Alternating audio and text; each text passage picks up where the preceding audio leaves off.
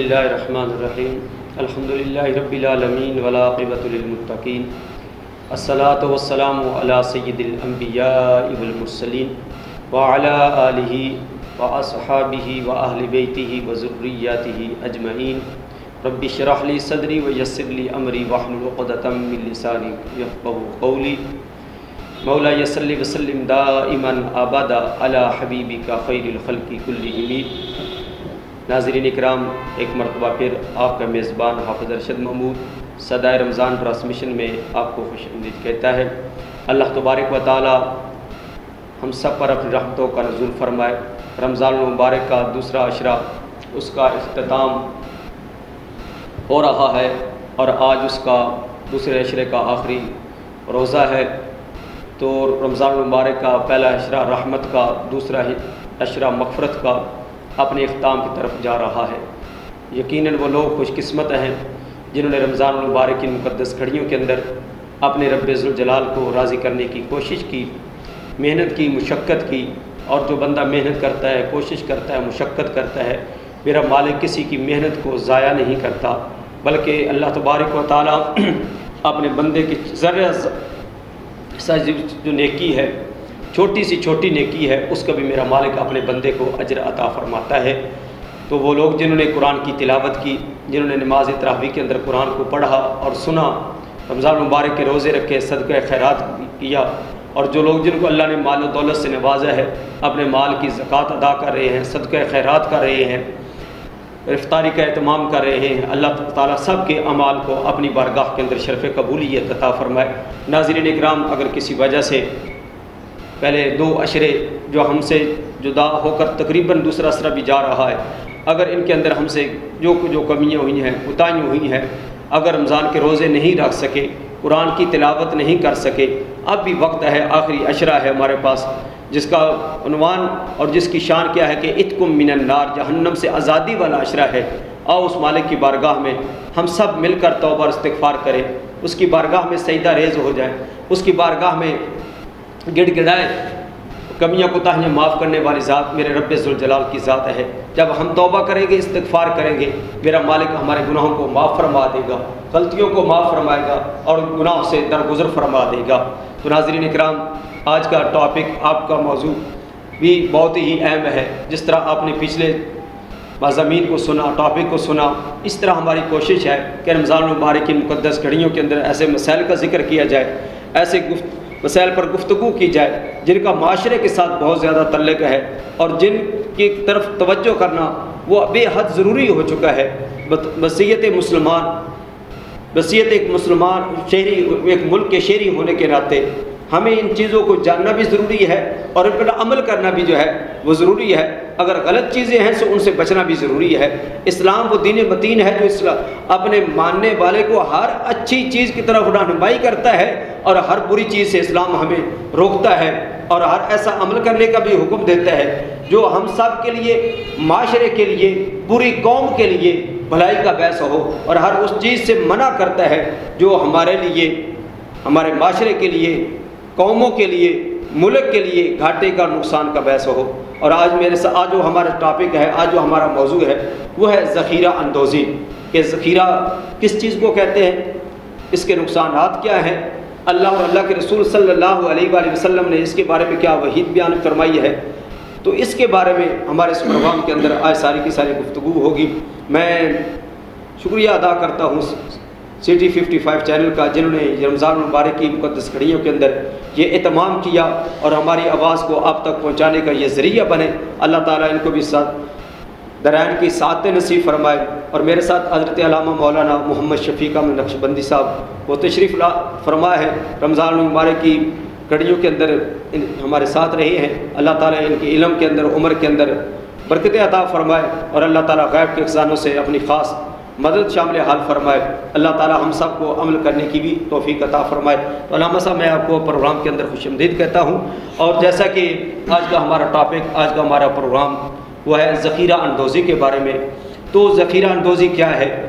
اس کے بارے میں قرآن پاک ہماری کیا رہنمائی کرتا ہے، مدینے کے تاجدار نے اس کے بارے میں ہماری کیا رہنمائی فرمائی ہے، تو اس کے بارے میں آج ہم گفتگو کریں گے کہ ذخیرہ کسے کہتے ہیں۔ تو ناظرین کرام، قرآن بھی ہماری رہنمائی فرما رہا ہے، مدینے کے تاجدار نے بھی ہماری رہنمائی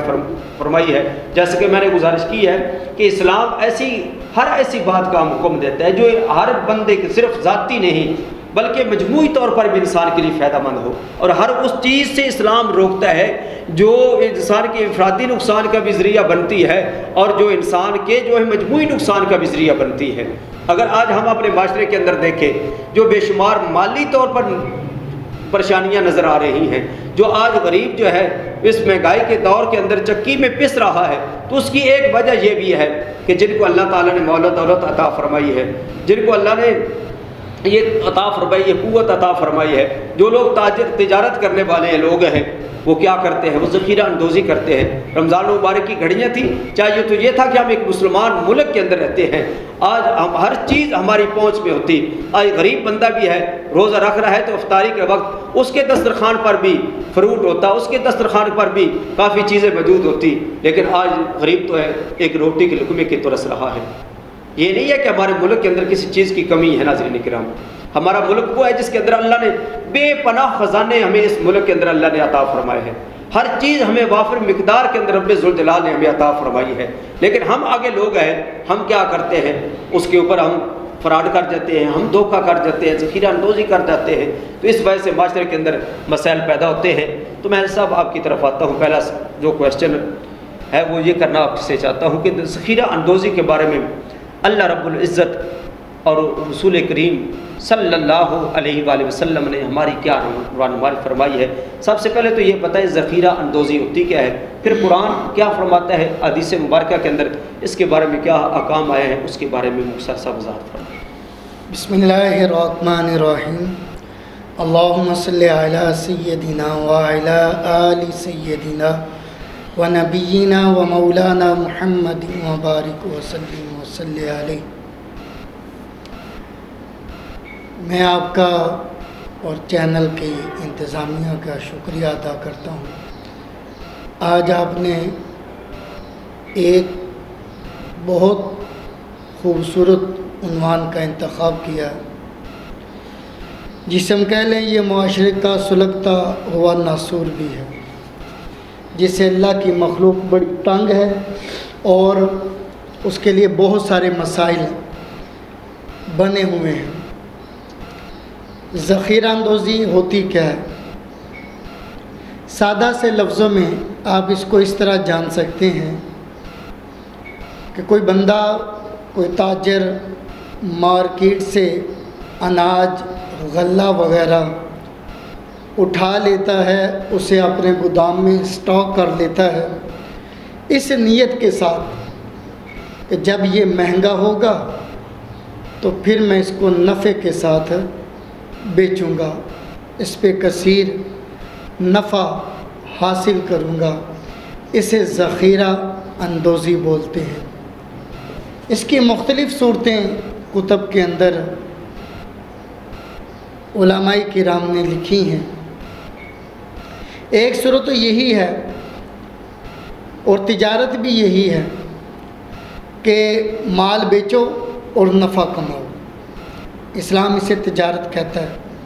اور قطعاً اسلام اس سے منع بھی نہیں کرتا ہے. جیسے قرآن پاک میں اللہ نے فرمایا وَأَحَلَّ اللَّهُ الْبَيْعَ وَحَرَّمَ الرِّبَا. اللہ نے تجارت کو حلال کیا ہے اور سود کو اللہ نے حرام قرار دے دیا. تو لیکن جب یہ تجارت ہے کہ مال اٹھاؤ، بیچو، نفع کماؤ، تو مذمت پھر کس چیز کی ہے؟ مذمت اس بات کی ہے کہ جس وقت لوگوں کو کسی چیز کی اشد ضرورت ہو اور مال اس شخص کے پاس پڑا ہوا ہو اور یہ مارکیٹ میں سخت شارٹیج کے باوجود بھی یہ مال مارکیٹ میں نہیں لا رہا اور انتظار میں ہے کہ ابھی اور مہنگا ہو تو پھر بیچوں گا، تو یہ جو صورت ہے اس کی مذمت کی گئی ہے کہ لوگ در در پھر رہے ہیں کبھی اس مارکیٹ میں، کبھی اس مارکیٹ میں، کبھی اس دکان پہ، کبھی اس دکان میں، کبھی اس بازار، کبھی اس بازار، لیکن انہیں چیز مل نہیں رہی ہے۔ اور یہ ایسا آدمی کہ اس کے گوداموں کے گودام بھرے ہوئے ہیں۔ مثال کے طور پہ چینی کی ضرورت ہے لوگوں کو، اس وقت لوگ لائنوں میں بھی کھڑے ہیں لیکن ان کو ان کی ضرورت کے مطابق چینی مل نہیں رہی ہے۔ اور ایسا بھی نہیں ہے کہ ہمارے ملک میں یہ چیز موجود نہیں ہے۔ گندم ہے، ڈھیروں گندم پیدا کرنے والا ہمارا ملک ہے، لیکن ہمارے لوگوں کو گندم نہیں مل رہی ہے، آٹا نہیں مل رہا، چینی نہیں مل رہی، اور تاجروں کے گوداموں کے گودام بھرے پڑے ہیں، وہ مارکیٹ میں لا نہیں رہے اور لوگوں کے لیے پریشانی کا سبب بن رہے ہیں۔ اس چیز کی مذمت کی گئی ہے۔ اللہ کے رسول صلی اللہ علیہ وآلہ وسلم کی حدیث پاک ہے، المحتکر ملعون، فرمایا ذخیرہ اندوزی کرنے والا لعنتی ہے، کہ جس نے لوگوں کی ضرورت کے باوجود بھی اپنے گودام سے مال باہر نہیں نکال رہا، لوگوں کو پریشانی میں مبتلا ہے اور ان کو آسانی مہیا نہیں کر رہا، فرمایا ایسا بندہ لعنتی ہے، اس پر اللہ کی لعنت برس رہی ہے۔ اور دوسری حدیث پاک میں نبی پاک علیہ السلام نے فرمایا ذخیرہ کرنے والا خطا کار ہے۔ ایسے ذخیرہ کرنے والے کو خطا کار کہا گیا، وہ کہ جب مارکیٹ میں چیز وافر انداز میں موجود ہے، لوگوں کو پریشانی نہیں ہے، ایسے حال میں اگر کوئی بندہ مال اٹھا کے جمع کر لیتا ہے کہ جب کچھ مجھے نفع حاصل ہوگا میں بیچوں گا، اس جب بیچنے کے وقت بھی لوگوں کو کوئی تکلیف نہیں ہے اور لوگ در بدر نہیں پھر رہے، تو اس بندے کو کوئی منع نہیں ہے۔ حضرت عمر فاروق رضی اللہ تعالی عنہ نے نبی پاک علیہ السلام کو یہ فرماتے ہوئے سنا کہ جس شخص نے مسلمانوں کے خلاف غذائی اجناس کا ذخیرہ اندوزی کیا، اللہ تعالیٰ اس بندے پر غربت، افلاس اور جذام کی بیماری اللہ مسلط کر دے گا۔ اتنی بڑی یہ اللہ کی طرف سے پھٹکار ہے ایسے تاجر پر کہ جو ذخیرہ اندوزی کرتا ہے، مسلمانوں کی غذائی اجناس میں قلت پیدا کرتا ہے، انہیں تکلیف میں مبتلا کرتا ہے، تو ایسا بندے کو کیا کہا گیا کہ یہ غربت اور افلاس میں مبتلا ہو جائے گا۔ ناظرین آپ غور بھی کریں ایسے تجار کے بارے میں کہ کبھی ان سے پرسنلی ان کے ساتھ بیٹھیں، کہیں ان سے پوچھیں، تو یہ اپنی پرسنلی لائف میں یہ مطمئن نہیں ہوں گے، حقیقی سکون سے، حقیقی چین سے محروم ہوں گے، اس لیے کہ انہوں نے اللہ کی مخلوق کو بے چین کیا، تو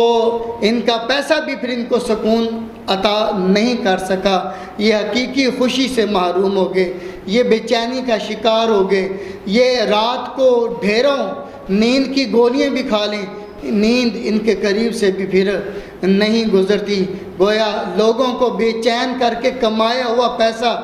پھر سکون نہیں لاتا، وہ جو کچھ مرضی کر لیں، پھر ان کے مرض بھی لا علاج مرض بن جایا کرتے ہیں، جو اللہ کی مخلوق کے لیے ایسی تکلیف کا سبب بنتے ہیں۔ اللہ راہ ہدایت عطا فرمائے۔ تو ناظرین کرام، جب انسان اللہ کی مخلوق کو تنگ کرتا ہے، اللہ کی مخلوق کو تکلیف دیتا ہے، تو پھر رب ذوالجلال اس بندے سے راضی نہیں ہوتا۔ رب ذوالجلال کس بندے سے راضی ہوتا ہے؟ جو اس کی مخلوق کے لیے آسانیاں پیدا کرتا ہے۔ فرمایا تم میرے اہل زمین پر تم رحم کرو، آسمانوں والا تمہارے اوپر رحم فرمائے گا۔ تو جب ہم مخلوق خدا کے ساتھ حسن سلوک کے ساتھ پیش آئیں گے، ہم ان کے لیے آسانیاں پیدا کریں گے، ہم ان کے لیے ایسے ذرائع پیدا کریں گے جن سے ان کو 2 وقت کا کھانا آسانی سے میسر آ جائے گا، تو رب ذوالجلال ہمارے اوپر بھی اپنی رحمتوں کا نزول فرمائے گا۔ اور جب ہم ان کے منہ سے 2 ٹائم کے کھانے کا جو لقمہ ہے وہ چھین لیں گے، تو پھر ان کے منہ سے جو بد دعا نکلے گی وہ مظلوم ہے، اور مظلوم کے منہ سے جو بد دعا نکلتی ہے وہ عرش الہی سے جا کر ٹکراتی ہے، اس کے درمیان کوئی پردہ حائل نہیں ہوتا، کوئی رکاوٹ حائل نہیں ہوتی، وہ رب کے عرش سے جا کر ٹکراتی ہے اور وہ رب کی بارگاہ میں قبول ہوتی ہے۔ آج ہم دیکھ کے معاشرے کے اندر کہ ایسی صورتحال سے ہم تو گزر تو نہیں رہے، اب اس ملک کے اندر تو یہ صورتحال بن جاتی ہے، اگر کسی چیز کی قیمت تھوڑی سی کم ہوتی ہے تو تو وہ چیز ملک کے اندر دستیاب ہی نہیں ہے، وہ ایسے غائب ہوتی ہے، وہ جیسے ایک محاورہ بنے ہو گیا، گدے کے سر سے جو کان غائب ہو جاتے ہیں یا سینگ غائب ہو جاتے ہیں، اسی طرح محاورہ بنا ہوا ہے کہ یہ ہمارے ملک سے ایسی چیزیں غائب ہو جاتی ہیں کہ گویا یہاں پر موجود ہی نہیں تھی۔ چینی کی بات کریں تو وہ معاملہ اسی طرح ہے، گندم کی بات کریں تو وہ معاملہ اسی طرح ہے، اگر اوپر تھوڑا سا چلے جائے پٹرول کی بات کریں، اب چند مہینے پیچھے یا 1 سال تقریباً ہونے والا ہے، صورتحال بنی تھی کہ حکومت نے پٹرول سستا کیا ہے، ملک کے اندر مل ہی نہیں، اگلے لمحے نہیں مل رہا، لیکن جیسے ہی قیمتیں بڑھی ہیں، جیسے ہی قیمتیں بڑھی ہیں تو ہر پٹرول پمپ سے آپ کو وافر مقدار میں پٹرول مل رہا تھا۔ کیا وہ وہاں سے زمین نے پٹرول اگلنا شروع کر دیا تھا؟ کہاں سے یا آسمانوں سے پٹرول آنا شروع ہو گیا تھا؟ نہیں، یہ ہم ہی لوگ تھے جنہوں نے ذخیرہ کیا تھا اپنے اس جہنم کو،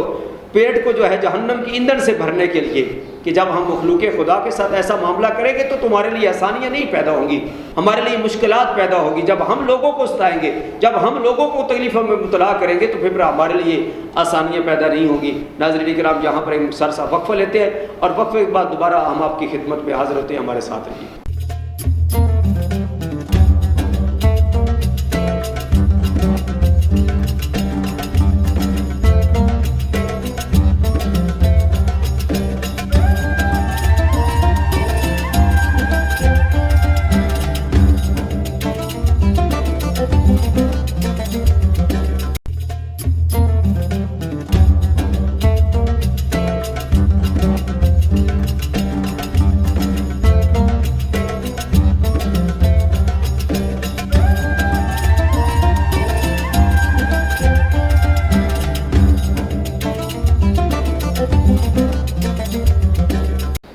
ناظرین کرام، ایک مرتبہ پھر میں آپ کو صدائے رمضان ٹرانسمیشن میں خوش آمدید کہتا ہوں۔ آج آپ سماعت فرما رہے ہیں ذخیرہ اندوزی کے بارے میں، کہ ذخیرہ اندوزی کیا ہے، اس کے بارے میں دین کے تاجدار امام الانبیاء تیرے اور میرا آقا علیہ الصلوۃ والسلام کے فرمان علی شان آپ نے سماعت فرمائے۔ تو ذخیرہ اندوزی جیسے کہ ذکر کیا گیا کہ ان حالات کے اندر جب چیز کی ضرورت ہو اور لوگ اس کو دبا کر بیٹھ جائیں، اس کو مارکیٹ میں نہ لائے تاکہ ہمیں اور زیادہ جو ہے وہ نفع حاصل ہو، جس سے مخلوق خدا کو تکلیف ہو، مخلوق در در کے دھکے کھا رہی ہو اور تاجر اپنا سامان اپنے پاس لے کر بیٹھے ہوئے ہو، تو یہ ذخیرہ اندوزی ہے۔ اگر مال وافر مقدار میں بازار کے اندر، مارکیٹ کے اندر موجود ہے اور اس صورت میں اگر انسان اپنے پاس کچھ مال سٹور کر لیتا ہے تو یہ ذخیرہ اندوزی نہیں ہے۔ ذخیرہ اندوزی یہی ہے کہ مارکیٹ کے اندر بھی وہ چیز موجود رہی ہے اور تاجر کے پاس وہ وافر مقدار کے اندر ہے، لیکن وہ مارکیٹ میں نہیں لا رہا، اس وجہ سے نہیں لا رہا کہ میں زیادہ نفع کماؤں گا، زیادہ پیسے بلیک کے اندر میں ایک چیز کو فروخت کروں گا، تو یہ ذخیرہ اندوزی، اور اسلام اس سے بڑی سختی سے منع فرماتا ہے۔ تو اس طرح اسلام نے جو تجارت ہے اس کو بہت پسندیدہ قرار دیا ہے، بہت پسند کی ہے۔ اور پھر تاجر کے بارے میں بھی ارشاد فرمایا کہ جو تاجر اچھا تجارت کرنے والا ہے، صحیح تجارت کرنے والا ہے، اس کا مقام اور مرتبہ بھی بیان فرما دیا کہ اس کو کیا مقام ملے گا، اس کو کیا مرتبہ ملے گا، اس کے بارے میں نبیوں کے تاجدار تیرے اور میرے آقا علیہ الصلوۃ والسلام نے ارشاد فرما دیا۔ پھر اگر انسان نیکی کرتا ہے تو اسلام اس کو اپریشیٹ کرتا ہے، عزت دیتا ہے، آنر دیتا ہے، دنیا کے اندر بھی اور کل قیامت کے دن بھی اس بندے کو آنر ملے گی، عزت ملے گی۔ لیکن اگر بندہ اس راستے سے ہٹ جاتا ہے، دوسرا راستہ اختیار کرتا ہے، اس دنیا کے پیچھے لگ کر وہ کیا کرتا ہے، وہ زیادہ سے زیادہ دولت جمع کرنے کی کوشش کرتا ہے، ذخیرہ اندوزی کرتا ہے، جو احکام اور اصول اسلام نے بتائے ہیں اس کے مطابق وہ عمل نہیں کرتا، پھر اسلام اس کی مذمت بھی کرتا ہے۔ اسلام اس کو بتاتا ہے کہ اگر تو سیدھے راستے پر چل رہا تو تجھے انعام کیا ملنا تھا، لیکن اگر دوسرے راستہ تو اختیار کرے گا تو پھر وبائیں، مصیبتیں، پریشانیاں دنیا کی اور آخرت کے اندر تیرا ٹھکانہ جو ہے وہ کوئی اچھا نہیں ہوگا۔ اس کے بارے میں بھی آقا علیہ الصلوۃ والسلام نے ارشاد فرمایا ہے۔ تو آؤ ناظرین کرام، مائے کرام سے ہم گفتگو کا سلسلہ جو ہمارا جاری ہے، تو میں حضرت صاحب آپ سے سوال جو پوچھنا چاہتا ہوں کہ اگر کوئی تاجر، جیسا کہ اچھا تاجر ہے، اس کو مقام بڑا بتا دیا، مرتبہ بڑا تھا بیان کر دیا، لیکن جو تاجر ایسا ہے جو ذخیرہ اندوزی کرتا ہے، فاجر ایک قسم کا یہ گناہ گار ہی ہے کہ جو لوگوں کو ضرورتیں ہیں وہ ضرورتیں ان کی پوری نہیں کر رہا، مال کو اپنے پاس وہ جمع کر رہا ہے اور مارکیٹ میں نہیں لا رہا، مخلوق خدا کو وہ تکلیف دے رہا ہے، تو ایسے تاجر کے بارے میں حضور نبی رحمت الشفیع معظم صلی اللہ علیہ وآلہ وسلم نے کیا ارشاد فرمایا؟ دیکھیں، نبی اکرم صلی اللہ علیہ وآلہ وسلم کو اللہ تعالیٰ نے رحمت للعالمین بنا کے بھیجا۔ آپ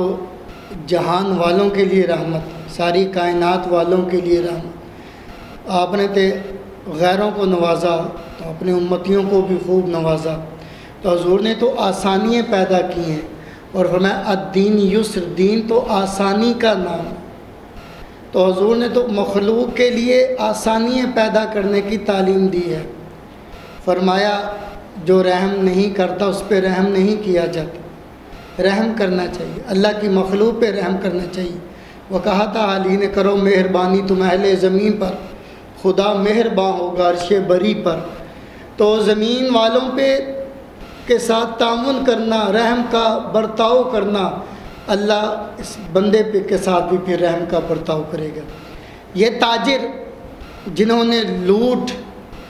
مار مچا رکھی ہے اور لوگوں کے لیے تکالیف اور پریشانی کا باعث بن رہے، حضور نے ان کو فاجر قرار دیا ہے۔ اس حدیث کا مفہوم کیا ہے؟ نبی کریم علیہ الصلوۃ والسلام عید کی نماز پڑھانے جا رہے ہیں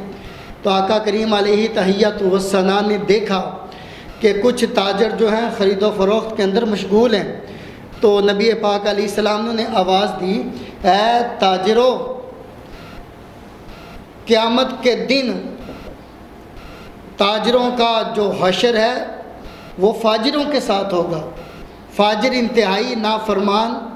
معصیت میں ڈوبا ہوا بدکار آدمی۔ کہا اے گروہ تاجر، فرمایا تمہارا حشر فاجروں کے ساتھ ہوگا، مگر وہ تاجر جس نے نیکی اور تقوی اختیار کیا اور اپنے معاملے میں سچ بولتا رہا، وہ فاجروں کے ساتھ نہیں ہوگا۔ حدیث شریف میں تاجروں کو فاجروں کا لقب اس لیے دیا گیا کہ یہ اپنی تجارت کو رواج دینے کے لیے ان کی عادت ہے کہ یہ خریدار کو یہ طرح طرح کے فریب دیتے ہیں، اپنے برے مال کو بھی اچھا ثابت کرنے کے لیے جھوٹی قسمیں کھاتے ہیں، رنگ رنگ کے فریب دیتے ہیں۔ لوگ تنگ آ گئے ہیں، تاجر اپنی مرضی کے دام بھی وصول کرتا ہے لیکن چیز صحیح نہیں دیتا ہے۔ آپ بازار روڈ پہ کھڑے کسی پھل والے کے پاس چلے جائیں، وہ آنکھوں میں ایسے دھول ڈال دیتا ہے کہ پھل کی جو خراب سائڈ ہے وہ نیچے کی طرف ہوتی ہے، اور ایسی صفائی کے ساتھ وہ خراب پھل ڈال دیتا ہے۔ دکاندار ہیں، اناج مرچیں ہیں تو اس کے اندر اینٹوں کو پیس کے وہ ڈال دیا گیا ہے، بورے کو رنگ دے کے، لکڑی کے برادے کو رنگ دے کر کہیں مرچوں میں کہیں ہلدی میں ڈال دیا گیا۔ کوئی چیز خالصتاً مارکیٹ سے ملنا بہت مشکل ہے، اور رنگ رنگ کے فریب دیتے ہیں۔ اور دوسری حدیث میں مصطفیٰ کریم علیہ السلام نے فرمایا قیامت کے دن تاجر ان لوگوں کی جماعت میں اٹھائے جائیں گے جو کثرت کے ساتھ جھوٹ بولتے رہے ہیں۔ اگر یہ برے تاجروں کو ان حالات، ان وعیدوں کو دیکھنا چاہیے کہ کیسی سخت وعیدیں ان کے لیے کہ جو لوگوں کو دھوکہ دیتے ہیں اور دام اپنی مرضی کے وصول کرتے ہیں لیکن سودا اس کے مطابق نہیں دیتے ہیں۔ حضرت صاحب میں اپنی ہی چلے مثال دے دیتا ہوں جو ہڈ بیتی ہوتی۔ میں اپنے سے روڈ پہ ایک قصاب کے پاس چلا گیا، اس میں گوشت لینے لگا۔ میں نے گوشت کو دیکھا تو میں نے کہا یہ گوشت تازہ نہیں لگتا، یہ کل کا لگتا ہے۔ کہنے لگا نہیں آپ کو کیا ہو گیا، یہ تو آج ہی کا گوشت، یہ تازہ ابھی ذبح کیا۔ لیکن تازہ گوشت اتنا ٹھنڈا نہیں ہوتا، وہ فریج کا رکھا ہوا تازہ گوشت قسم اٹھا کے اس نے دے دیا۔ تو اسی طرح ایک میڈیکل سٹور والے کے پاس چلا گیا، اس سے کہا ٹیبلٹ دے دو، اس نے کہا نہیں۔ میں نے کہا یہ تو عام ملنے والی چیز ٹیبلٹ ہے۔ کہنے لگا کہ اس لیے شارٹیج کر دی گئی ہے کہ اس کا ریٹ بڑھانے کے چکروں میں ہے، پہلے 4 روپے کی گولی تھی۔ میں وہاں سے نکلا دوسرے سٹور پہ گیا تو اس کے پاس موجود تھی، اس نے ویسی 5 روپے کی دی۔ وہ کہہ رہا تھا 4 روپے کی ہے، مارکیٹ میں شارٹیج اس لیے کہ یہ 5 روپے کے کرنے کے چکروں میں، تو دوسرے سٹور والے نے دی 5 روپے کی۔ ایسی کمائی، ایسا رویہ تمہارے لیے دنیا میں بھی یہ بربادی کا سامان لا رہا ہے، اللہ کے غضب کو دعوت دے رہے ہو، اپنی قبر، اپنا حشر، اپنا انجام آگے کا بھی خراب کر رہے ہو۔ اللہ کی مخلوق کے لیے تنگیاں پیدا نہ کرو، پریشانیاں ان کے لیے مسائل پیدا نہ کرو، ورنہ یہ پیسہ بھی پھر تم لے کے پھرو گے کہ پھر تمہارے پیسے بھی تمہارے لیے راحت کا سامان نہیں بن سکیں گے۔ وہ مثال، وہ ویڈیو، بہت ساری چیزیں یہ دنیا کے لیے عبرت کا سب سامان ہے کہ ایک عورت ہاسپٹل میں جاتی ہے، میرا علاج کر دو، ڈاکٹر نے کہا تمہاری بیماری لا علاج ہے، وہ نوٹوں کا بڑا بیگ لے کے جاتی، کہتی یہ رکھ لو، میرا علاج کر دو، کہ تیرے علاج لا علاج ہے، یہ مرض ہے۔ وہ سارا روپیہ اسپتال کے فرش پہ بکھیر دیتی ہے کہ اس سرمایے کو میں نے، اس دولت کو کیا کرنا ہے جو میرے علاج، میری بیماری کا علاج کا سبب نہیں بن سکتا۔ اسی کرونا میں ہم نے دیکھا اٹلی کے اندر آدمی نے اپنے سارے ڈالر سڑک کے اوپر پھینک دیے کہ اب جب زندگی ختم ہونے جا رہی ہے، وہ کرونا کا مریض کہہ رہا ہے کہ اب جب میں موت کی طرف جا رہا ہوں اور یہ پیسہ میرے علاج کا سبب نہیں بن سکتے، میں نے ان کو کیا کرنا۔ اس نے پھینک دیے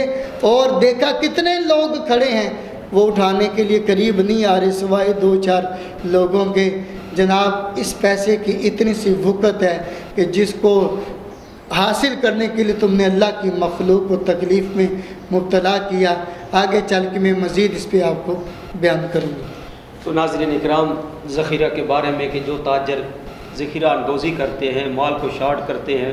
اور تاکہ مارکیٹ کے اندر سے وہ مال غائب ہو جائے اور ہمیں زیادہ سے زیادہ نفع ملے، اس سے کیا فائدہ ہوگا؟ 4 آپ کو 10 روپے زیادہ نفع مل جائے گا، وہ کدھر لے کر جائیں گے؟ ہو سکتا ہے جس اولاد کے لیے وہ سارا تم جمع کر رہے ہو، کل موت کا وقت آنے والا ہے، تمہاری میت پڑی ہوئی ہو اور تمہارا بیٹا جنازے کے اندر بھی شامل نہ ہو سکے اس لیے کہ میں دولت اکٹھی کر لوں، اگر جنازے میں آ بھی گیا ہے تو جب ایسی صورتحال ہوگی جس نے اپنے اولاد کو دولت کی لگن میں لگا دیا ہے، باپ کے جنازے کے اندر کھڑا ہو سکتا ہے اس کو نماز جنازہ نہ آتا ہو، دعا کا وقت آئے وہ دعا کے لیے ہاتھ بھی نہ اٹھا سکے، اور اٹھائے گا کیسے جب اس کو دعا مانگنے کا طریقہ ہی نہیں آتا ہوگا، وہ تو اپنی اس کو دولت کی فکر پڑی ہوگی، وہ کہہ رہا ہوگا ہائے میرا مال، ہائے میرا مال، ہائے میرا مال۔ تو اس وقت سے آنے سے پہلے یہ اس تاجر کی بات ہو رہی ہے کہ جو تاجر ذخیرہ اندوزی کرتا ہے، جو مخلوق کے لیے تکلیف کا باعث بنتا ہے، اور اس مالک کے ساتھ ان رمضان المبارک کی مقدس گھڑیوں کے اندر رزق حلال کما کر پھر اس رزق حلال میں سے جو ہے وہ زکوٰۃ نکالے، صدقات دے، غریبوں مسکینوں کے لیے آسانیاں پیدا کرے، تو رب ذوالجلال ہمارے لیے آسانیاں پیدا کرے گا۔ ادھر ہم لوگوں کے ساتھ، لوگوں کے، غریبوں کے منہ سے لقمے چھین لے اور بعد میں کیا کر رہے ہیں؟ خیرات کر رہے ہیں، تو ہم یہ سمجھتے ہیں کہ ہماری خیرات رب کی بارگاہ میں قبول ہو جائے گی۔ ہم لوگوں سے نجائز نفع حاصل کر کے اور پھر کہیں کہ ہم مسجد میں اتنے پیسے لگا لیں گے، کیا وہ پیسہ رب کی بارگاہ میں قبول ہو جائے گا؟ نہیں نہیں، ایسا نہ کبھی سوچ بیٹھنا کہ میں دھوکہ بھی کر لوں، میں مخلوق کے ساتھ زیادتی بھی کر لوں، نجائز نفع بھی کما لوں اور اس نجائز کمائی سے میں اللہ کی راہ میں خرچ کر دوں، کسی دینی مدرسے کو میں اتنے لاکھ دے دوں گا تو میری کمائی حلال کی ہو جائے گی، میں کسی ایسا کر لوں گا تو میرے بڑے چرچے ہو جائیں گے، ہاں دنیا کی شہرت مل جائے گی، دنیا کے اندر چرچا ہو جائے گا، دنیا کے اندر واہ واہ بڑی ہو جائے گی، لیکن قرآن کیا کہتا ہے؟ فرمایا جو تم لوگوں کو دکھانے کے لیے کام کرتے ہو، لوگوں کو دکھانے کے لیے کرتے ہو، وہ دنیا کے اندر رب تمہیں عزت دے گا، دنیا کے اندر شہرت مل جائے گی، لیکن کل قیامت کے دن رب کی بارگاہ سے تمہیں کچھ بھی نہیں ملے گا۔ اس کی مثال ایسے بیان کی جیسے مٹی، پتھر پر مٹی پڑی ہوئی ہے اور اوپر بارش برستی ہے، وہ کیا ہوتا ہے؟ وہ پتھر پھر وہ چٹیل نکل آتا ہے۔ اسی طرح اس بندے کی مثال ہے جو لوگوں کے دکھلاوے کے لیے کام کرتا ہے، ریاکاری کے لیے کام کرتا ہے، اس مثال اس جیسی ہے۔ اور سورۃ بقرہ 3 پارہ اس کا غالباً 3 رکوع، مثل الذین ينفقون اموالهم، اس کو پڑھے ہماری آنکھوں سے پردے ہٹ جائیں گے۔ قرآن ہمیں بار بار کیا کہہ رہا ہے؟ جہاں اسلام ہمیں مال اپنی راہ میں خرچ کرنے کو حکم دیتا ہے، جہاں اللہ اور اللہ کے رسول یہ حکم دیتے ہیں کہ اپنا مال اللہ کے راستے میں خرچ کرو، وہاں یہ بھی بتایا جا رہا ہے خرچ کرنے کا طریقہ کیا ہے، خرچ کرنے کا سلیقہ کیا ہے، کون سا مال رب کی بارگاہ میں قبول ہوگا، کس انداز کے ساتھ دو گے تمہارا رب کی بارگاہ میں مال قبول ہوگا، اور اس طرح دو گے تو تمہارا مال رب کی بارگاہ میں قبول نہیں ہوگا۔ آج ہم صرف دنیا کی شہرت چاہتے ہیں، ناظرین اکرام، آج صرف ہم دنیا کے چرچا چاہتے ہیں۔ ہم کہتے ہیں ہم جس محلے سے گزرے لوگ کہیں واہ جی واہ یہ فلاں چودھری صاحب ہے، یہ فلاں جناب صاحب ہیں، یہ تو بڑے نیک بخت ہیں، نیک سیرت میں ہو گئے، کیا کرتے ہیں یہ لوگوں کو جو ہے اتنا مال خرچ کرتے ہیں۔ اگر مقصود رب کی رضا ہے تو جب ہم چھپ کر بھی کریں گے رب تعالیٰ لوگوں کے دلوں کے اندر وہ محبت ڈال دے گا، اور جب ہم لوگوں کو دکھلاوے کے لیے کریں گے، شہرت کے لیے، مشہوری کے لیے کریں گے تو پھر دنیا کی شہرت تو مل جائے گی، رب کی بارگاہ سے اجر نہیں ملے گا۔ ہمیں ہر وہ کام کرنا چاہیے جو اللہ کی رضا کا سبب ہو، ہر ایسے عمل سے بچنا چاہیے جو اللہ اور اللہ کے رسول کی ناراضگی کا سبب ہو۔ سیدنا عمر فاروق رضی اللہ تعالی عنہ کا دور ہے، کانت پڑا ہوا ہے، وہ حکمران تھے۔ آج ہماری کیفیت کیا ہے؟ آج ہماری حالت کیا ہے؟ آج ہم تو حکمرانی کے پیچھے اس کتے کی مانند بھاگ رہے ہیں جس کے دماغ اس ہوا چلی ہوتی ہے، اس بولے کتے کی طرف بھاگ رہے ہیں۔ لیکن اسلام کہتا ہے کہ تم اپنے لیے یہ عہدے نہ مانگ، اپنے لیے یہ اعلیٰ سیٹیں نہ مانگ، رب اگر تمہیں عطا کرے تو پھر اس کو قبول کر، پھر اس کا حق ادا کر۔ اور جس کے اوپر ذمہ داری پڑتی ہے، ہم سمجھتے ہیں کہ ہمیں عہدہ مل گیا اب تو ہم بری و ذمہ ہو گئے، اب ہمارا کام کوئی نہیں ہے، بلکہ حقیقت تو یہ ہے کہ آقا علیہ الصلوۃ والسلام نے فرمایا کلکم راع و کلکم مسئول عن رعیتہ، تم میں سے ہر ایک بندہ نگہبان ہے، اس سے اس کی رعایا کے بارے میں کل قیامت کے دن پوچھا جائے گا۔ جتنا بڑا عہدہ ہوگا، جتنے آپ کے متحد آپ کی مخلوق ہوگی، رعایا ہوگی، ان سب کے بارے میں آپ سے پوچھا جائے گا۔ سیدنا عمر فاروق رضی اللہ تعالیٰ عنہ کیا بیان فرماتے ہیں کہ اگر نہر فرات کے کنارے پر اگر بکری کا بچہ یا کتے کا بچہ پیاسا مر گیا تو کل قیامت کے دن عمر سے اس کے بارے میں پوچھا جائے گا۔ آپ کا دور مبارک ہے جب قید سالی ہوئی ہے، کانچ پڑا ہے، تو عمر فاروق رضی اللہ تعالیٰ عنہ نے جو کی روٹی، گندم کی روٹی کھانی چھوڑ دی ہے۔ فرمایا جب تک ساری مخلوق نہیں کھائے گی عمر بھی نہیں کھائے گا۔ انتظار کیا جا رہا ہے، بتایا جا رہا ہے قافلہ آ رہا ہے۔ وہ قافلہ جب مدینے میں پہنچا، سیدنا عمر فاروق خود حاضر ہوئے، اور وہ قافلہ کس کا تھا؟ وہ قافلہ سیدنا عثمان غنی رضی اللہ تعالی عنہ کا تھا۔ حضرت صاحب جب آپ تشریف لے گئے، آپ نے کہا کہ روپے کے بدلے میں 8 آنا نفع لے لو۔ انہوں نے کہا کہ میں آج اس ذات کے ساتھ سودا کروں گا جو مجھے سب سے زیادہ نفع دے گی۔ عمر فاروق بڑے پریشان ہو کر واپس آئے کہ آج عثمان غنی کو کیا ہو گیا ہے۔ ایک وقت وہ تھا کہ جب اشارہ ہوتا تھا میرے کریم آقا کے ابرو مبارک کا، عثمان غنی اپنا سارا مال لٹا دیتے تھے، اور آج وہ اپنا مال نہیں دے رہے، اتنا نفع بھی کہہ دیا ہے۔ جب عمر فاروق واپس آئے، تھوڑی دیر کے بعد کوئی اعلان کرنے والا اعلان کر رہا ہے، اے لوگوں جس کو جتنا غلہ چاہیے، جتنا غلہ چاہیے، عثمان غنی کے غلے کا ڈھیر لگا ہوا ہے، وہاں سے اپنی ضرورت کے مطابق لے جا سکتا ہے۔ عمر فاروق بڑے خوش ہوئے، پھر عثمان غنی سے جا کر ملے اور پوچھا یہ بھائی کیا معاملہ ہے؟ میں آپ کو روپے کے بدلے میں 8 آنے نفع دے رہا تھا اور آپ نے فری جو ہے وہ مال لٹا دیا ہے۔ تو آپ نے فرمایا عمر بھائی میں نے کہا تھا آج میں اس کے ساتھ سودا کروں گا جو مجھے سب سے زیادہ نفع دے گا۔ تم 1 کے بدلے میں 8 آنے نفع دے رہے تھے، میں نے تو اس ذات کے ساتھ سودا کیا جو 1 کے بدلے میں 70 700 7000 7 لاکھ اور اس سے بھی زیادہ جو ہے اجر عطا کرتا ہے، میں نے تو اس کے ساتھ سودا کیا ہے۔ آؤ دوستان عزیز وقار، ہم اس رمضان المبارک کی گھڑیوں کے اندر اس مالک کے ساتھ سودا کریں، صرف اپنے تجوریاں نہ بھریں، ناجائز منافع نہ کمائیں، جائز منافع جو بنتا ہے وہ ضرور لیں۔ آپ کاروبار کریں، آپ کا کام ہے کاروبار کرنا، لیکن ناجائز منافع سے بچیں، مخلوق خدا کے لیے آسانیاں پیدا کریں، اللہ ہمارے لیے آسانیاں پیدا کرے گا۔ ہم یہاں پر ایک مختصر سا وقفہ لیتے ہیں اور وقفے کے بعد دوبارہ آپ کی خدمت میں حاضر ہوتے ہیں۔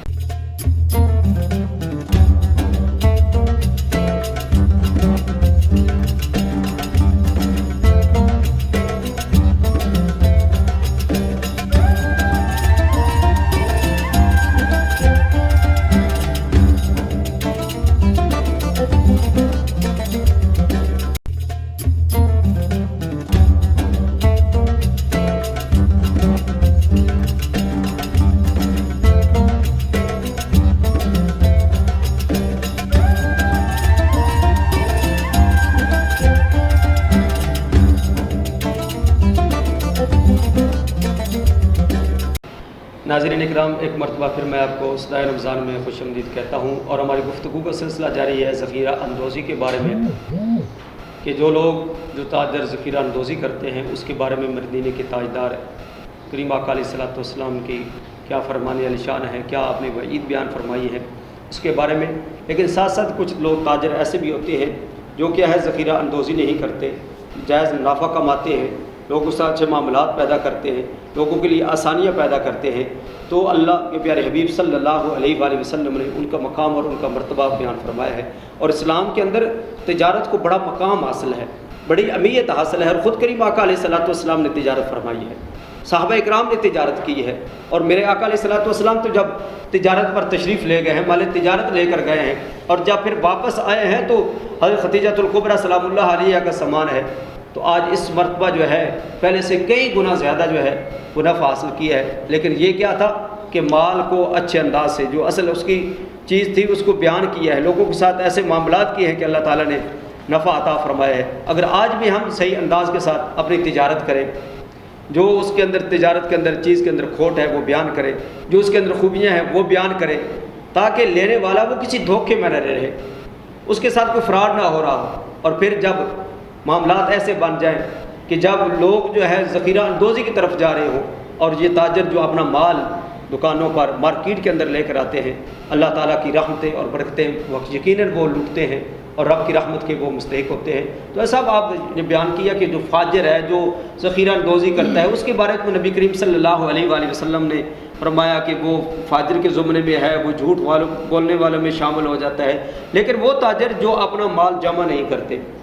جائز منافع لیتے ہیں، مارکیٹ کے اندر اپنا مال جو ہے وہ پیش کر دیتے ہیں، ان کے لیے نبی کریم صلی اللہ علیہ وآلہ وسلم نے کیا کوئی خوشخبری سنائی ہے؟ کیا ان کے لیے کوئی بشارتیں سنائی ہیں آقا علیہ الصلوۃ والسلام نے؟ تو اس کے بارے میں ناظرین اکرام کو آگاہ فرمائیں۔ اللہ کی مخلوق کے ساتھ بھلائی کرنا، اور وہ تاجر جو اپنی چیز کا جو عیب ہے، نقص ہے، وہ بیان نہیں کرتا، اس کے بارے میں بھی اللہ کے محبوب رحمت عالم صلی اللہ علیہ وآلہ وسلم کا فرمان علی شان ہے کہ جو تاجر اپنی چیز کا عیب بیان نہ کرے، نقص بیان نہ کرے، اور گاہک کو فروخت کر دے، اس کو پتہ بھی نہ ہو، وہ انجان رہے اور یہ چپکے سے اس کو بیچ دے، تو مصطفیٰ کریم علیہ الصلوۃ والسلام نے فرمایا ایسے بندے پر اللہ کا غضب مسلسل برستا رہتا ہے، اور فرشتوں کی لعنت ہوتی رہتی ہے اس بندے پر جو اپنی چیز کا عیب اپنے کسٹمر کو بیان نہیں کرتا ہے۔ گویا اپنے گاہک کے ساتھ، اپنے کسٹمر کے ساتھ اس نے خلوص نہیں برتا ہے۔ تو حضور نبی کریم صلی اللہ علیہ وسلم کی تعلیمات جو ہم تک پہنچی ہے، تو تجار اور تاجر حضرات کو چاہیے کہ اللہ کی مخلوق کے لیے آسانیاں پیدا کریں، اور اللہ تعالیٰ کی مخلوق کو نفع پہنچانے کی کوشش کرنی چاہیے۔ تو اسی طرح حضرت سیدنا امام اعظم ابو حنیفہ رحمۃ اللہ علیہ، آپ بہت بڑے تاجر تھے، بہت بڑے تاجر تھے۔ آپ نے اپنے جو آپ کے ساتھ کام کرنے والا دکان پہ لڑکا تھا، اسے کہا یہ جو تھان ہے کپڑے کا، اس کے اندر نقص ہے، اگر میری غیر موجودگی میں اس کے بیچنے کا وقت آ جائے تو اس کا عیب بتا کر اس کو بیچنا۔ تو کچھ دنوں بعد سیدنا امام اعظم ابو حنیفہ رحمۃ اللہ علیہ نے پوچھا کہ کدھر گیا وہ تھان؟ کہا جی میں نے بیچ دیا۔ فرمایا کسٹمر کو اس کا عیب بتایا تھا، نقص بتایا تھا؟ اس کہا جی میں تو بھول گیا۔ تو سیدنا امام اعظم ابو حنیفہ اس سے خفا ہوئے اور پیسے لے کے شہر میں نکل گئے، اس آدمی کی تلاش کرتے رہے، کئی دن تک اس کی تلاش کی، وہ بندہ مل گیا آخر کار۔ آپ نے اس کو پیسے دیے، اس کو بتایا کہ میری چیز کے اندر عیب تھا جو تجھے فروخت کر دی گئی، تمہیں بتایا نہ گیا۔ ایسے سچے تاجر اللہ کے عرش کے سائے میں ہوں گے، اللہ کا قرب انہیں حاصل ہوگا۔ اور جنہوں نے دھوکہ دہی کی، آج دیکھیں رمضان مبارک ہے، آپ کرونا کی وبا زوروں پر ہے، یہ تیسری لہر بڑی شدت کے ساتھ آئی ہے، اور انڈیا میں اور دیگر جگہ پر تو جو قلت آکسیجن کی ہوئی، ہمارے ملک کے اندر بھی اب آکسیجن کی قلت پیدا ہو رہی ہے۔ جو 1200-1400 والا سلنڈر تھا وہ 2500-2600 میں اب بکنا شروع ہو گیا، اس کی قلت پیدا ہو رہی ہے۔ کہنے کو ہم عاشق رسول کہلاتے ہیں اور ہم اب بڑے بڑے دعوے کرتے ہیں عشاق رسول ہیں، ہم عاشق رسول ہیں، اور یہ عاشق رسول کا یہ حال ایسا ہوتا ہے کہ وہ حضور کی امت کے لیے، حضور کے غلاموں کے لیے ایسے تکالیف پیدا کر دے، ان کے لیے قلت پیدا کر دے، اور ان کی جو جان بچانے والی ادویات ہیں وہ بازار سے غائب کر دی جائیں، اور اگر ہوں تو انتہا درجہ انہیں مہنگا کر دیا جائے کہ وہ ان کی پہنچ سے دور ہو جائیں، اور اسی طرح دیگر جو غذائی اجناس ہیں لوگوں کی پہنچ سے دور کر دینا۔ حضرات ناظرین، یہ اللہ کے غضب کو دعوت ہے۔ پھر یہ کرونا جیسی وبائیں کیوں نہ آئیں اور زلزلے کیوں نہ آئیں، مختلف قسم کی بیماریاں جنم کیوں نہ لیں، اور ہمارے لیے بہت خالص چیز کا ملنا مشکل کیوں نہ ہو جائے کہ ہمارے تاجروں نے ہمارے لیے ہماری زندگیوں کو مشکل بنا دیا ہے، اور کوئی چیز حتیٰ کہ بچے چھوٹے شیرخوار بچوں کی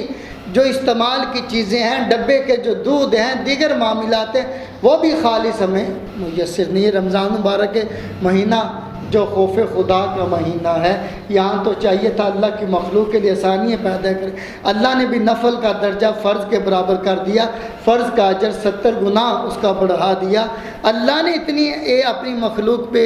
آسانیاں پیدا کی، ہم کیسے، ہم نے اس کے مہینے میں اس کی مخلوق کے لیے کتنا مشکلات پیدا کر دی۔ کہا یہ سیزن کا مہینہ ہے، سیزن لگانے لگ گئے ہیں، خوف خدا جاتا رہا شرمیں جہاں جاتی رہی، کس منہ سے کعبے کو جاؤ گے غالب۔ ان پیسوں کے ساتھ تم حج کو جاؤ گے، عمرے کو جاؤ گے، مسجد مدرسے کے ساتھ تعاون کرو گے، بھول جاؤ، بلکہ تم اللہ کے مجرم ہو۔ اللہ گندی چیزیں، گندا مال اللہ تعالیٰ قبول نہیں کرتا۔ اللہ تعالیٰ سمجھ اور ہدایت عطا فرمائے، امت کے لیے آسانیاں پیدا کرنے کی توفیق عطا فرمائے۔ وما علیہ۔ جی، ہم بات کر رہے تھے تاجر کے بارے میں کہ جو اچھے تاجر ہیں ان پر رب کی رحمتوں کا کس طرح نزول ہوتا ہے، اور جو دھوکہ دہی کرتے ہیں، فراڈ کرتے ہیں، دو نمبری کرتے ہیں، ان کے بارے میں بھی آقا علیہ السلام کے کیا فرمان علی شان ہے، ان کے لیے کیا وعید بیان کی گئی ہے، وہ ذکر کیا جا رہا ہے۔ تو آج ہمیں اس بات کی ضرورت ہے، تاکہ ہم چاہتے، ہر بندہ یہ چاہتا ہے کہ ہمیں اچھی چیز ملے، لیکن ہم دینے کے لیے اچھی چیز تیار نہیں ہے۔ ہم کسی سے ڈیمانڈ تو اچھی کی کرتے ہیں، لیکن خود کیا کرتے ہیں، ہم خود دو نمبری کر دیتے ہیں، خود اس کے اندر فراڈ کر دیتے ہیں۔ اور یاد رکھنا، جہاں یہ آخرت کے اندر گھاٹے کا باعث ہے، وہاں یہ دنیا کے اندر بھی گھاٹے سارے کا باعث ہے۔ اس لیے کہ جب ہم کسی ایک گاہک کے ساتھ یہ دو نمبری کریں گے تو وہ آپ کی دکانداری بڑھے گی نہیں، بلکہ دکانداری کم ہو جائے گی، گاہک کم ہو جائیں گے، زیادہ نہیں آئیں گے۔ یہ ہماری بھول ہے کہ ہم کیا کر لیں گے، ہم کسی کے ساتھ دھوکہ ہم نے کر لیا ہے، ہم سے فلاں سے زیادہ پیسے بٹور لیے ہے تو بڑا ہمارا کاروبار چل رہا ہے۔ نہیں، وہ چند دن کی بات ہے، پھر آپ کا کوئی نام لینے والا نہیں ہوگا، پھر آپ کی دکان کو ذکر نہیں ہوگا جب آپ نے دو نمبری کی، فراڈ کیا، دھوکہ کیا۔ اللہ تعالیٰ خود لوگوں کے دلوں میں ڈال دیتا ہے کہ یہ فلاں بندہ یہ دھوکہ کرنے والے سے بچ جاؤ، اور فلاں غریب بندے کے پاس چلے جاؤ، وہ صحیح مال دیتا ہے۔ تو آج وقت ہے، آج ضرورت ہے۔ اور حضرت صاحب، یہ بھی ایک عمومی طور پر معاشرے میں اب چل نکلا ہے، بڑا ٹرینڈ چل گیا ہے کہ چیزوں کی قیمتیں جو ہے فکس کر دی جاتی ہیں، حالانکہ نبی کریم صلی اللہ علیہ وآلہ وسلم آپ کا فرمان نشان تو یہ ہے کہ جب تم کسی کے ساتھ سودا کرنا لگتے ہو تو پوری بحث و تکرار کے ساتھ سودا کرو، تاکہ پتہ چلے بیچنے والے کو بھی، لینے والے کو بھی، کہ آپ اس انداز کے ساتھ اس کے ساتھ جو ہے وہ لین دین کر رہے ہیں، سودا کر رہے ہیں۔ تو یہ جو فکس پرائس کا کیا اسلام کے اندر اس کا کوئی تصور ہے؟ کیا یہ اس کے لیے یہ جائز بھی ہے، یہ جائز نہیں ہے؟ اس کے بارے میں تھوڑا سا آگاہ فرما دیں۔ جی، میں اسی سوال کے تحت بہت ساری چیزیں جلد میں اس کو بیان کر دوں، ذخیرہ اندوزی کے حوالے سے بھی، کہ جو غلط چیزیں تاجروں کے اندر چل رہی ہیں۔ پہلا آپ کا یہ جو سوال ہے، فکس پرائس شاپ جو ہے، یہ ٹرینڈ بہت عام ہو گیا،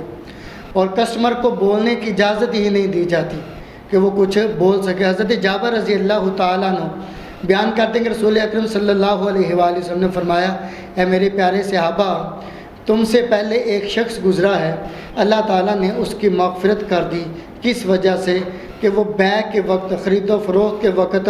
وہ نرم تھا۔ وہ جب خریدتا تھا وہ تب بھی نرم تھا، وہ جب بیچتا تھا وہ تب بھی نرم تھا، جب وہ کسی سے قرض وصول کرتا تھا تب بھی وہ نرمی اختیار کرتا تھا۔ تو اللہ تعالیٰ نے اس بنا پر اس کی مغفرت فرما دی۔ یعنی اس کا مطلب یہ محدثین نے بیان کیا ہے کہ جب کوئی بندہ اسے کہتا بھائی چیز کے دام کم کر لو تو وہ کہتا ہے چلو تم کم دے دو۔ جب وہ خود سودا خریدنے جاتا تو اس کو دکاندار جب اس سے ریٹ مانگتا، زیادہ مانگتا، تو کہتا تو زیادہ لے لے، لیکن جب اس کا کسٹمر اس سے کہتا کہ تو کم کر لے تو اسے کم کر دیتا۔ جب کسی نے اسے قرضہ لیا ہوتا تو یہ قرضہ وصول کرنے میں اسے مہلت دے دیتا، نرمی کرتا۔ اللہ نے اس بنا پہ اس کی مغفرت فرما دی۔ اور بعض کتب میں یہاں تک لکھا کسی دکاندار کے ساتھ ریٹ کے اوپر آپ بحث کر رہے ہیں، وہ ریٹ کم نہیں کر رہا، آپ اس پہ بحث کیے چلے جا رہے ہیں، دکاندار نہیں مان رہا۔ آخر کافی بحث و تکرار کے بعد وہ جان چھڑانے کے لیے کہتا ہے چلو اس کو دے کے اسے جان چھڑاؤ، تو فقہا نے لکھا ہے اب وہ سودا لینا جائز نہیں ہے، ایسے بندے سے اب خریدنا معاملہ ٹھیک نہیں ہے، یہ ٹھیک نہیں، اتنی بحث و تکرار اس بندے کے ساتھ نہیں کرنی چاہیے۔ اس تاجر کو بھی اس مسئلے کی اس روح سے غور کرنا چاہیے کہ ایسا کتب میں فقہا نے لکھ دیا ایسے بندے سے سودا ہی نہ خریدو۔ حضرت سیدنا امام حسن مجتبی جنہوں نے زندگی میں 2 مرتبہ اپنا سارا مال اللہ کی راہ میں خرچ کر دیا اور کئی مرتبہ اپنا سارا مال آدھا اللہ کی راہ میں خرچ کر دیا۔ ایک دن حضرت صاحب وہ بازار میں ریڈی میں ٹھیلے والے سے سودا خرید رہے ہیں، ریٹ پہ بحث ہوگی، امام حسن مجتبی کی بحث ہوگی، اسے کہہ رہے ہیں بھائی کم کرو، اور اسے تکرار کیے چلے جا رہے ہیں اور کم کرو۔ اس نے کہا حضور آپ جب سخاوت کرنے پہ آتے ہیں اور آپ لاکھوں درہم لٹا دیتے ہیں، آپ سارے کا سارا مال اللہ کی راہ میں خرچ کر دیتے ہیں، آپ چھوٹی سی چیز کے لیے ریٹ پہ اتنا تکرار کیے چلے جا رہے ہیں۔ فرمایا وہ میرا اور اللہ کا معاملہ ہے، وہ میرا اور میرے رب کا معاملہ ہے، میں سارے کا سارا اس کی راہ میں لٹا دوں، لیکن یہ معاملات میرا اور تیرا یہ معاملات ہے، یہ خرید و فروخت کے معاملات میں یہ میرا حق ہے کہ میں تجھ سے اب اس چیز کا جو ریٹ ہے وہ کم کر رہا ہوں اور میں اپنا حق استعمال کر رہا ہوں، اور یہ حق چھینے کا کسی تاجر کو بھی حق نہیں ہے کہ وہ کسٹمر کا حق چھینے اور وہ فکس پرائز کا ٹیگ لگا دے کہ جناب یہاں تمہارے لیے بولنے کی کوئی جا نہیں ہے۔ اور اس سے آگے جو ایک اور بات میں ان تاجروں کے لیے جو ذخیرہ اندوزی کرتے ہیں صاحب کہ یہ کس طرح کرتے ہیں، نفع کس طرح اٹھاتے ہیں کسی تاجر کے ذریعے، یہ بات معلوم ہوئی ہے کہ جیسے چینی کا معاملہ ہے، یہ دکاندار یا جس کو ضرورت ہے وہ مل میں چلا جاتا ہے، وہ کہتا ہے مجھے 200 بوری چاہیے، اچھا جی 200 بوری آپ کو فلاں وقت پہ مل جائے گی، یہ رسید کٹا کے 200 بوری کے پیسے دے کے رسید کٹا کے یہ بندہ آ جاتا ہے، اور کچھ عرصے بعد یہ اس سے کہتا ہے کہ میرا مال مجھے بھیجیں، اب مارکیٹ میں اس کا ریٹ بھی ٹھیک ہو گیا ہے، تو وہ مل والے کہتے ہیں آپ ہمیں یہ نفع پہ بیچ دو، یا آپ ہمیں نفع پہ بیچ دو۔ مثال کے طور پہ ہم کہتے ہیں جی اس نے 2 لاکھ روپیہ اس کے جمع کرایا، اب یہ 2.5 یا 3 لاکھ روپے پہ ان کو وہ بیچ دیتا ہے، تو یہ سود ہے، یہ سود ہے۔ اور اکثر معاملات تاجروں کے اس طرح چلتے ہیں، جب کس نے وہ چینی دیکھی نہیں، اس نے وہ مال دیکھا نہیں، اس پہ قبضہ نہیں کیا، اور نبی پاک نے ایسی بیع سے منع کیا جس پہ قبضہ نہ ہو، تم نے خود بھی قبضہ نہیں کیا، تمہارے پاس آیا نہیں، تم نے دیکھا نہیں اور تم نے آگے بیچ دیا، ایسا مال جس پہ قبضہ نہ ہو نبی پاک نے ایسی بیع کو جائز قرار نہیں دیا ہے۔ تو یہ پیسے پہ پیسہ اس بندے نے کمایا، تو اللہ تعالیٰ ہمیں ہدایت عطا فرمائے۔ تجار جو حضرات ہیں یہ اس علم کو سیکھیں۔ سیدنا حضرت عمر فاروق رضی اللہ تعالیٰ عنہ تاجروں سے پوچھا کرتے تھے تمہیں تجارت کا علم حاصل کیا کہ نہیں کیا، تو یہ حلال حرام کے اصول آتے کہ نہیں آتے، اگر نہیں آتے تو ہمارے بازار میں بیٹھا کیوں، آپ اس کو تعزیر حد لگایا کر، اس کو سزا دیا، جاؤ پہلے جا کے حلال حرام کا علم حاصل کر کے آؤ، پھر ہمارے بازار میں تجارت کرنا۔ تو تاجروں پہ ضروری ہے کہ حلال حرام کا علم حاصل کریں، اس کے مطابق مارکیٹ کے اندر تجارت کریں اور اللہ کی مخلوق کے لیے آسانیاں پیدا کریں تاکہ ان کی دنیا آخرت بہتر ہو۔ اللہ تعالیٰ انہیں حلال اور کثیر نفع عطا فرمائے، یہ ہماری دعا ہے۔ اللہ تعالیٰ انہیں بھی آسانیاں پیدا فرمائے۔ تو ناظرین کرام، بات ہو رہی تھی ذخیرہ اندوزی کے بارے میں، ان تاجروں کے بارے میں جو ذخیرہ اندوزی کرتے ہیں ان کے لیے کیا وعیدیں ہیں، اور جو آسانیاں پیدا کرتے ہیں ان پر اللہ کی رحمتوں کا کتنا نزول ہوتا ہے۔ تو یہاں ایک مختصر سا وقفہ لیتے ہیں، اور وقفے کے بعد دوبارہ آپ کی خدمت میں حاضر ہوتے ہیں۔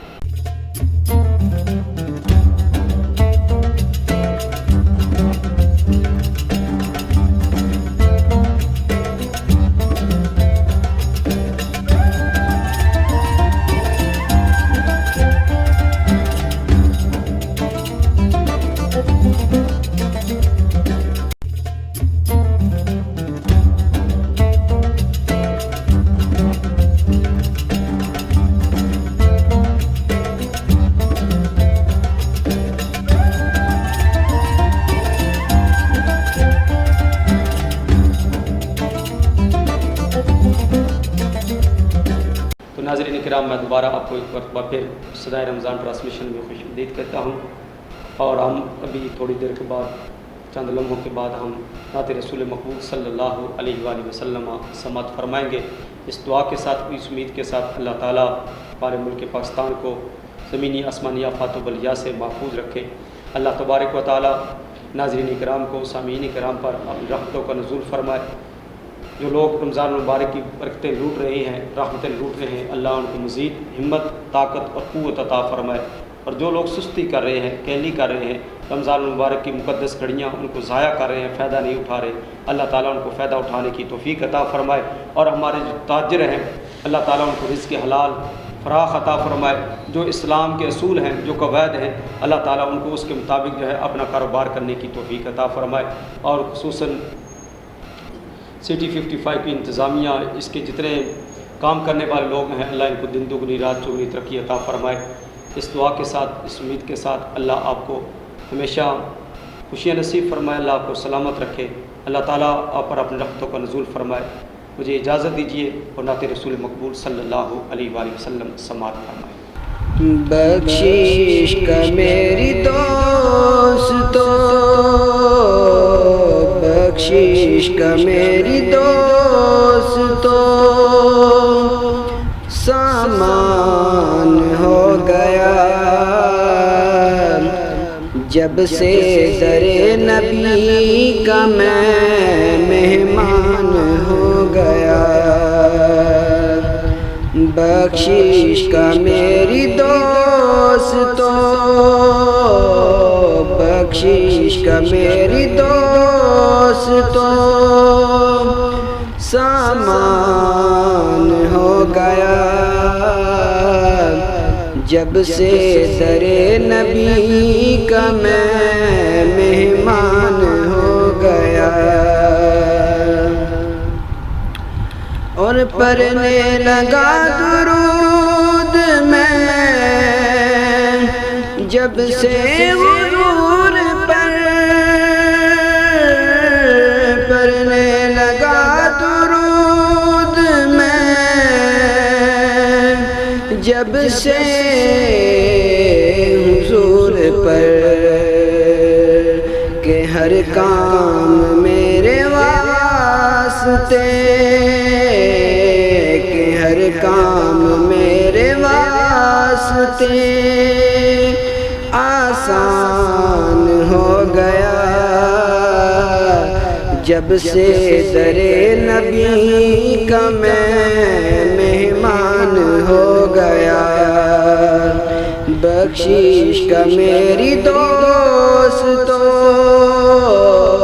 بخشش کا میری دوستو، سامان ہو گیا جب سے در نبی کا میں مہمان ہو گیا۔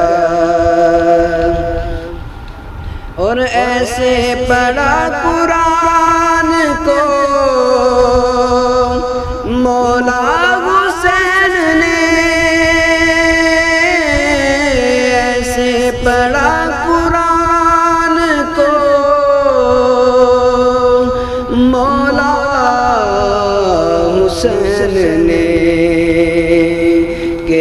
احسان مند آپ کا،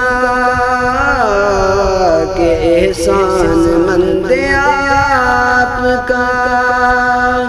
قرآن ہو گیا جب سے در